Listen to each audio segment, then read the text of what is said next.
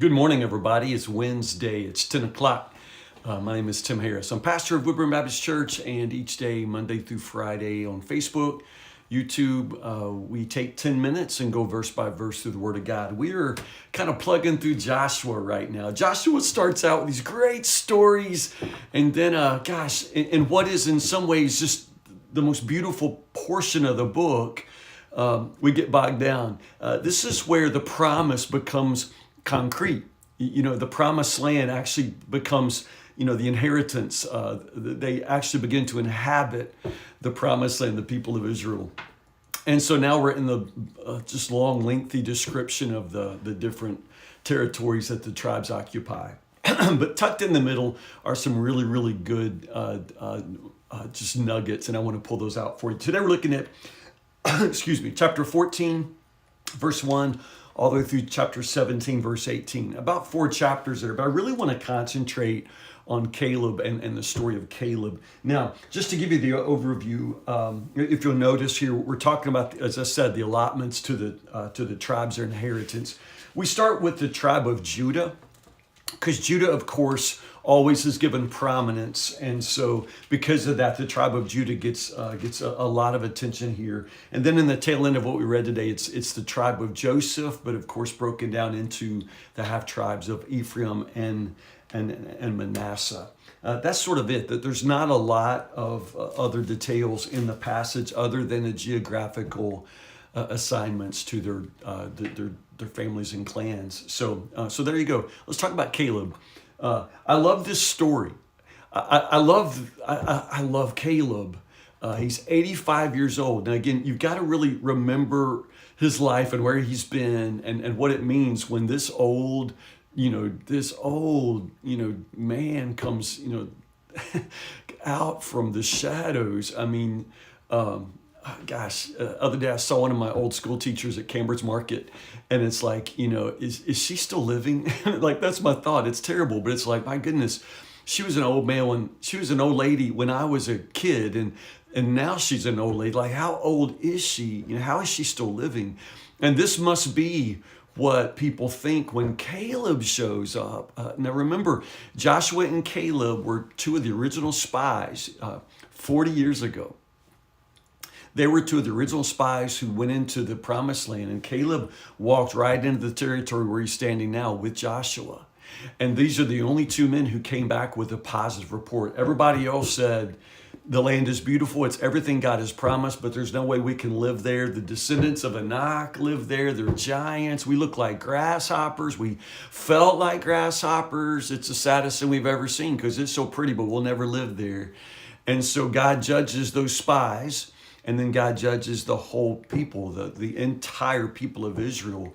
They refuse to go forward because of the negative report of those spies. But Joshua and Caleb, and especially Caleb, back in the book of Numbers, Caleb has prominence. It's Caleb who speaks to the people. It's Caleb who stands up to the people and tries to convince them that God is in this, God is with this, we can do this. It was Caleb who was vocal, which is interesting because for the rest of the time, it's Joshua who will be the leader in the limelight, and it's Caleb who disappears into the background. So everybody in that generation dies. So literally, Joshua and Caleb are the 2 oldest men. I don't mean that. They are the 2 oldest men by far.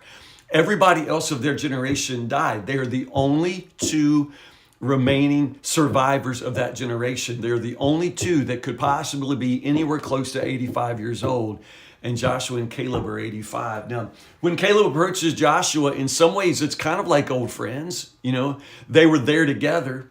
And I think that's wonderful. I don't know how much hanging out they've done. I don't know if like on Friday night they get together and watch old reruns of Gunsmoke together and talk about the good old days. I don't know if they, sat on a bench downtown and whittled, and dipped snuff and, I don't know, and talked about how crazy kids are these days. I don't know. I don't know. I don't know if Caleb was that old man, with his zipper open and his, turn signal on as he's driving through town. I don't know. He's just an old man in the background.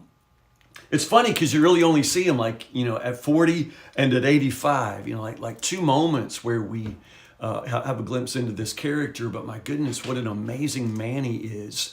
But I just want to remind you that, for these amazing moments that we see him step up, his life is lived and it's stressed with wholehearted devotion to God. Caleb is wholeheartedly devoted to God. He's courageous, but it's not his courage that is emphasized. He is obviously, a physical specimen. I think it's kind of funny that in chapter 13, verse 1, God himself says, Joshua, you are getting old, dude. You got some things you better take care of quick, because I don't know how much longer you got, man. It's God talking, and God says, Joshua, boop, you better start taking care of business here, because you old, So one chapter later, you compare, like, again, two oldest men in town. Joshua's like getting old and showing his age, whereas Caleb, just comes out and says, man, I'm strong as I was then. I can do everything now that I could do then. I don't know if this is like an old man talking, same way my daddy says he's still a good driver. It's like, yeah, no. Sorry, Dad. But you know what I mean? Like lots of old people say, yeah, I can still chop wood. Yeah, I can still, shoot, 18 rounds of golf, and no, you can't, No, I can still work all day just like the young boys. No, you can't, dude. We watch you. You can't even walk across the floor. So I don't know, but I get the idea that Scripture expects us to take Caleb's words literally.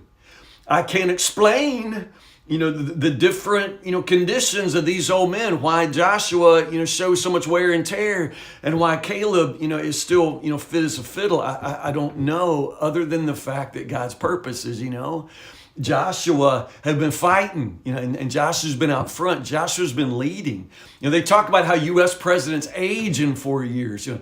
Joshua is leading the nation of Israel through a very difficult transition. So Joshua's showing his years, but Caleb, I don't know what he's been doing, but I need about a teaspoon a day of whatever Caleb's been having, because Caleb comes out and he is still wholeheartedly devoted to God, still fully capable and ready to go. I love the way his present and his future are shaped by past memories. Now, not just any old past memories. He's not like, hey, I remember 1983, against Bowling Green High when I scored the winning touchdown. He's not reliving vain glory days, Instead, he has stayed completely attached to God's promise.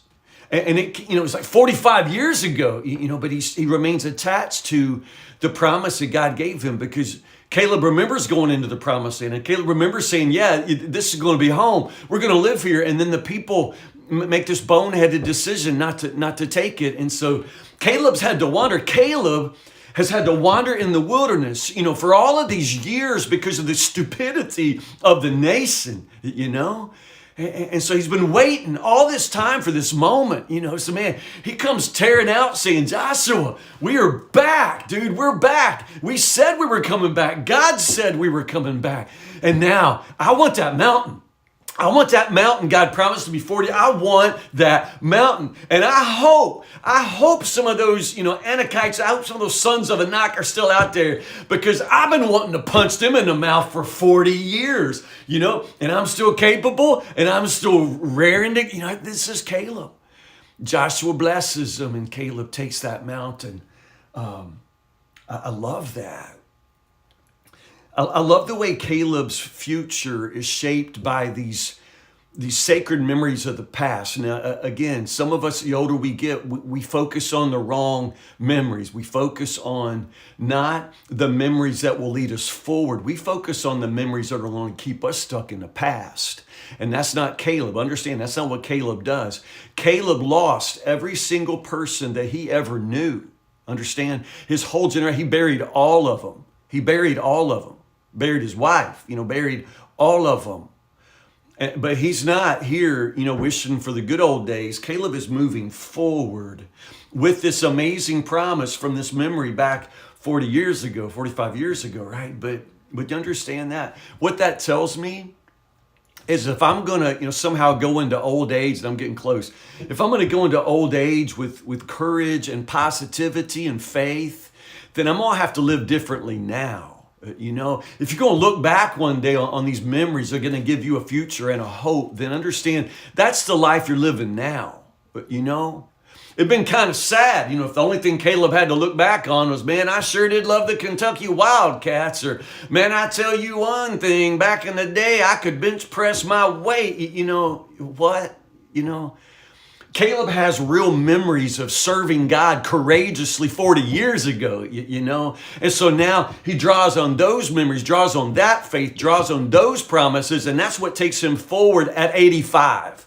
So I don't know how many of you are close to 85. I don't know at all where you are in life, but I just want to tell you one thing. You ought to put some thought right now into the kind of lady you want to be when you're 85, the kind of man you want to be when you're 85.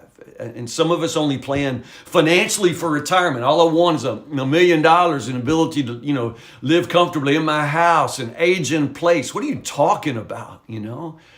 You don't have any kind of vision, any kind of dream that pulls you forward. I mean, you don't want to just keep on living courageously and with faith. I mean, really, is this your plan? You're just going to age in place, you know? I mean, as long as you can, you know, with everything God gives you, be wholeheartedly devoted to Him. And don't you quit on any of His promises, and don't you even quit on yourself. I mean, Caleb's been waiting for this 40 years, and now he comes out and says, Joshua, I want that mountain. And Joshua blesses him, and he goes and he takes it. He takes it. Now, just one little thing. I'm kind of stuck on this today. I'll have to do some more research. I've always known of this question, but today it's just kind of hitting me. This whole idea is like, is Caleb an Israelite? You know, it may explain why in some ways the story stops to let us know how Caleb ends up with Hebron, this inheritance in the middle of Judah's territory. Because Caleb's relationship to the tribe of Judah is sketchy, interesting. I don't know the word, questionable, because it says right here, Caleb is the son of Jephunneh, you know, who was a Kenizzite. So if Jephunneh wasn't an Israelite, he was a Kenizzite, then, you know, what does that make Caleb? You know, in the book of Chronicles, First Chronicles, Caleb's ancestry is traced back tightly to the tribe of Judah. And we know when he was sent as a spy into the land that he was representing the tribe of Judah. So just really an interesting question. If maybe Caleb was like Ruth or one of those other foreigners who was just taken in and adopted in, grafted in to the Israelite vine. I don't know, but I think it's really interesting that this Kenizzite, you know, ends up with an inheritance in the tribe of Judah. How Caleb himself becomes so deeply associated with the tribe of Judah, although his father was perhaps not of the tribe of Judah. I don't know. It's going to take more reading for me, so I'm going to figure that stuff out going deeper. Tomorrow, remember we went all the way to chapter 17 today, so tomorrow's pick up in verse 18, chapter 18, verse 1, all the way through chapter 20, verse 9. 18 verse 1 to chapter 20 verse 9. I want us to really focus tomorrow on the cities of refuge. So again, you're going to a lot of territory again. You can skim those parts, but pay attention to the cities of refuge, and we'll come back to that tomorrow, okay? So tomorrow, chapters 18, 19, and 20, all right? Listen, have a happy Wednesday. It's a beautiful day. It's probably one more of those nice, sunny, the 70-degree days that we got. I think the bottom's going to fall out next week, but we will be warm, and we will be in the Word together, so stay with me. I will see you in the morning.